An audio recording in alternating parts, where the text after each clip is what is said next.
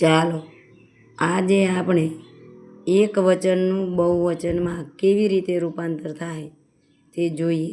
તો સૌથી પહેલાં કયા શબ્દનું કયું બહુવચન થાય તે જોઈએ. આઈનું બહુવચન વી, યુનું યુ, એમનું આર, ઇજનું આર, ઈનું ધે, સીનું ધે, ઈટનું ધે, ધીસનું ધીજ અને ધેટનું ધોજ.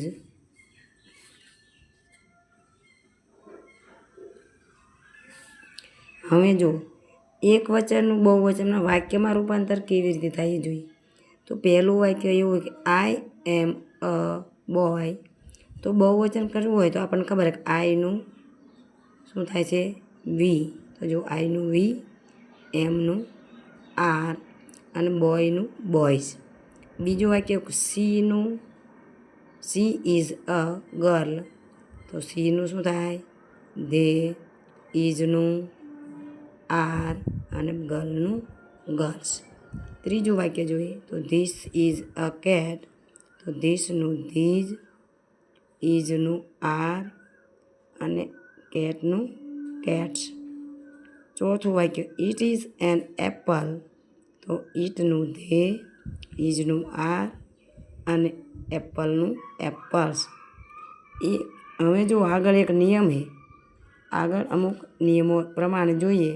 તો પહેલો નિયમ એવો કે એક વચનનું બહુવચન કરતી વખતે આર્ટિકલ નીકળી જાય. આર્ટિકલ આપણા બે એ અને એન.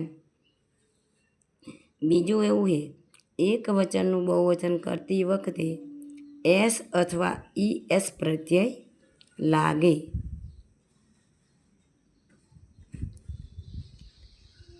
હવે જો વાક્યમાં વપરાયેલ શબ્દનો છેલ્લો અક્ષર S, double S, CH, X, SH કે ઓ હોય અથવા સોરી એક રહી ગયું એક્સ હોય તો તેને ES પ્રત્યય લાગે.